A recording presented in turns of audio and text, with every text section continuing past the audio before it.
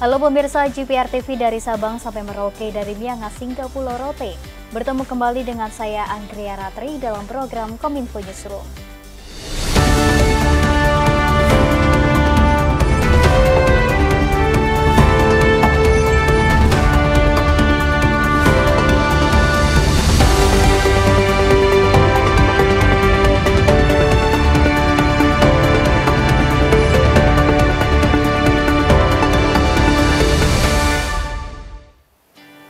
Kita awali informasi yang pertama pemirsa, Presiden Joko Widodo meresmikan modeling budidaya ikan nila salin yang dikelola Kementerian Kelautan dan Perikanan di kawasan Karawang, Jawa Barat.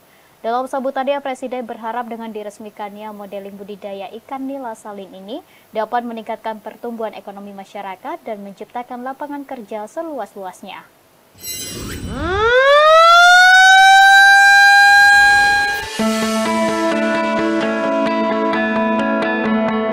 Presiden Joko Widodo meresmikan model kawasan tambak budidaya ikan nila salin di Balai Layanan Usaha Produksi Perikanan Budidaya Desa Pusaka Jaya Utara, Kabupaten Karawang, Provinsi Jawa Barat pada Rabu 8 Mei 2024. Dalam sambutannya, Presiden menyoroti potensi besar tambak yang telah lama tidak dimanfaatkan di sepanjang pantai utara Jawa dan memanfaatkan potensi tersebut dengan mengalihfungsikan tambak udang yang sudah tidak produktif menjadi tambak ikan nila. Presiden juga mengapresiasi langkah Kementerian Kelautan dan Perikanan yang terlebih dahulu membuat model untuk mengetahui manfaat yang akan dihasilkan. Dengan meraup anggaran sekitar 13 triliun rupiah, Presiden optimis bahwa anggaran tersebut dapat memberikan kontribusi signifikan dalam menggerakkan ekonomi lokal dan menciptakan lapangan pekerjaan yang luas untuk kesejahteraan masyarakat setempat. Saya kira akan mengangkut tenaga kerja yang sangat gede sekali, membuka lapangan kerja yang sangat besar sekali. Saya kira 13 triliun bukan uang yang banyak. Sehingga nanti akan kita lihat ini dulu, kemudian kalau memang sangat visible, ya akan saya siapkan di APBN 2025, 2026, dan saya akan bisikin pada pemerintah baru, pada presiden terpilih agar mimpi besar ini betul-betul bisa direalisasikan.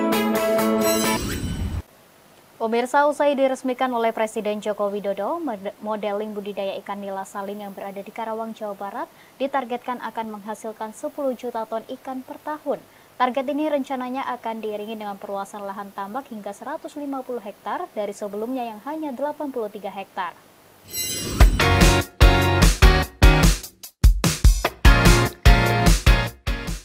Menteri Kelautan dan Perikanan Sakti Wahyu Trenggono menargetkan modeling budidaya ikan nila salin yang berada di Karawang, Jawa Barat dapat menghasilkan 10 ton ikan per tahun, dengan siklus panennya memakan waktu hingga 8 bulan.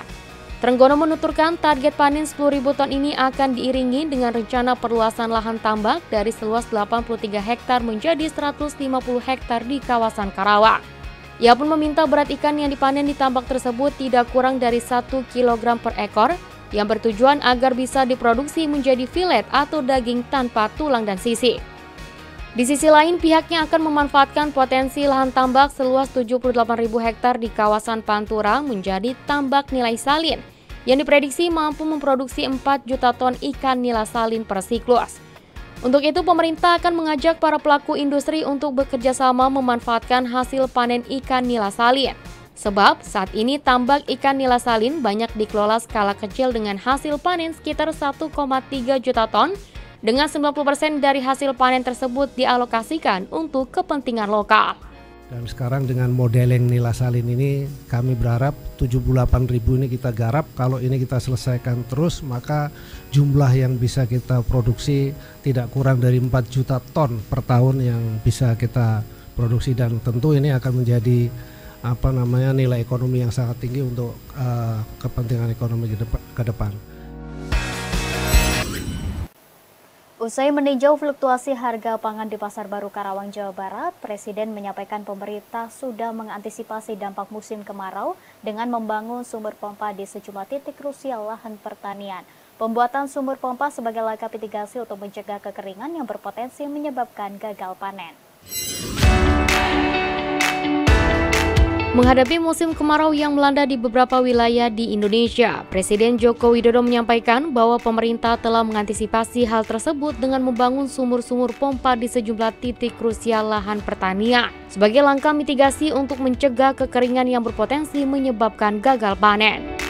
Dalam keterangan persnya, Presiden mengatakan pembuatan sumur pompa difokuskan pada titik-titik yang berkaitan dengan pertanian dan lahan tanam padi, yang mana pembuatannya sudah dimulai oleh dua kementerian, yakni Kementerian PUPR dan Kementerian Pertanian. Untuk kemarau ini kita telah mengantisipasi dengan membuat sumur-sumur pompa di titik-titik yang kemungkinan sudah kita hitung akan kekurangan air, terutama di titik-titik yang berkaitan dengan pertanian, dengan beras. Sudah dimulai oleh Kementerian Pertanian dan Kementerian PU. Adapun terkait dengan ketersediaan beras, Presiden mengklaim bahwa stok beras di gudang Badan Urusan Logistik sudah cukup dengan stok saat ini mencapai 1,6 juta ton, di mana jumlah ini mengalami peningkatan dari persediaan sebelumnya yang hanya berkisar 1,2 juta ton hingga 900.000 ton saja. Kita beralih ke informasi lainnya pemirsa. Presiden Joko Widodo memastikan izin ekspor konsentrat tembaga oleh PT Freeport Indonesia akan diperpanjang. Perpanjangan ini menyusul adanya pembangunan smelter yang dibuat PT Freeport dalam mendukung hilirisasi dalam negeri.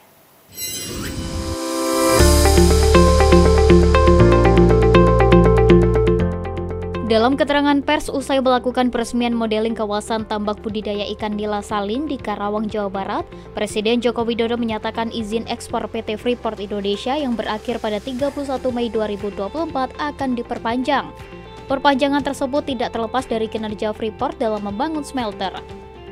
Meski belum mengungkapkan perpanjangan sampai berapa lama, namun sebelumnya pemberian relaksasi ekspor konsentrat tembaga sudah diberikan kepada Freeport dan Aman Mineral untuk menghargai pembangunan smelter yang telah dibuat guna mendukung hilirisasi. Ya terus dong, tetap diperpanjang. Hanya kita ini masih berhitung mengenai dikenakan berapa. Tapi yang patut juga kita hargai, Freeport maupun Aman itu telah membangun smelter dan sudah selesai hampir 100%. Presiden menambahkan pemerintah terus memantau progres pembangunan smelter. Untuk izin relaksasi ekspor konsentrat tembaga berada di ranah Menteri Perdagangan.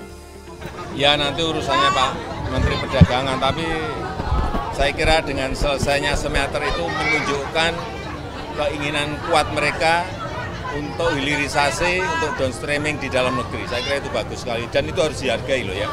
Sebagaimana diketahui, Indonesia melarang ekspor mineral mentah termasuk tembaga per Juni 2023. Pemberian relaksasi ekspor hanya berlaku untuk perusahaan dengan progres pembangunan smelter di atas 50% per Januari 2023. Pemirsa, kami akan kembali dengan informasi lainnya, tetaplah di Kominfo Newsroom.